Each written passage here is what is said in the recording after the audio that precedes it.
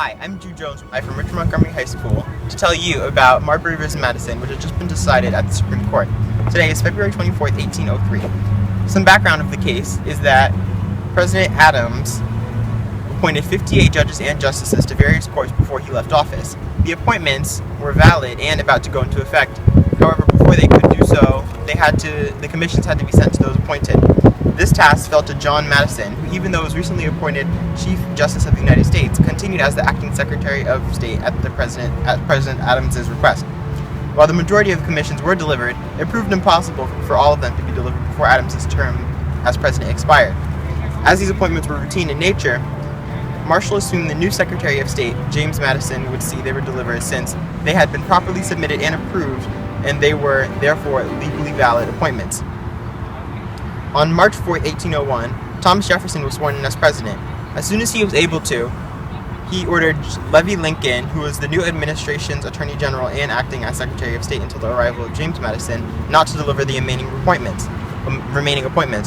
Without the commissions, the appointees were unable to assume the offices and duties to which they had been appointed. In Jefferson's opinion, the undelivered commissions, having not been delivered on time, were void. Off to Elva Hoya. Hi, my name is Elva Hoya, and I will be reporting to you today. So, in the Marbury versus Madison case, the appointees sued for their jobs. They wanted to get their jobs since they weren't finalized in the end. So there are many questions in this lawsuit. First, is Marbury entitled to his appointment? Is the lawsuit the correct way of getting it? And is it in place for the Supreme Court to get Marbury his way? Well, for the significant thing about this is that there's no amendment in question.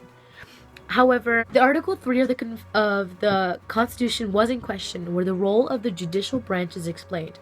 This case really established the judicial review, and the judicial branch has not used this before.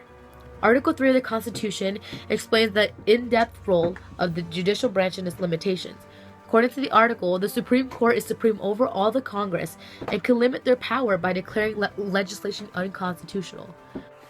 Even though Marbury was entitled to have his job, the court didn't grant his wish because Section 13 of the Judiciary Act of 1789 conflicted with Article 3, Section 2 of the United States Constitution. Therefore, since the legislation conflicted, the Supreme Court ruled that it couldn't be continued, or he couldn't have his job.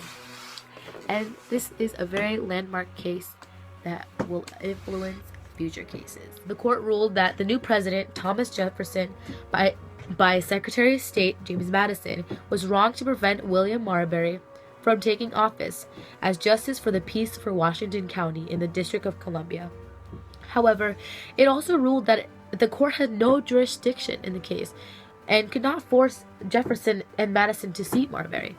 The Judiciary Act of 1789 gave the Supreme Court jurisdiction, but Marshall ruled the Act of 1789 to be unconstitutional, as an extension of the judiciary power into the realm of the executive. So one branch of government could not intervene with the other branch of government. Also, it was a unanimous decision for Marbury, so it went for Marbury and he won. And it was a majority opinion by John Marshall. He wrote the opinion and said all of those things that I just spoke. So, yeah. Thank you guys for watching. And now on to Roni Tamari. Hello, I'm Roni Tamari. Marbury v. Madison was highly significant because of the applied principle judicial review. Judicial review is the power of federal courts to void acts of Congress in conflict with the Constitution. The ruling of the case had an impact on the people because it established the exercise of judicial review. The case officially established that the Constitution did not allow one branch of the federal government to force action on another branch of government. Thank you for listening. I've been reported by fellow reporter Roni Tamari to get the public input of people in the U.S. on Marbury versus Madison. We're walking down the street of Okinawa Avenue in Rockville, Maryland, and we're gonna find a random house to solicit to and get their opinion. We'll get there in just a second.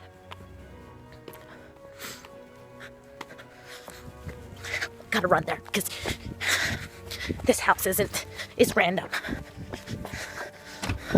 Sounds like it's locked. We're just gonna wait 1 second. Hello, ma'am. I would like to ask you your opinion on Marbury versus Madison. Alright, sounds like a great opinion.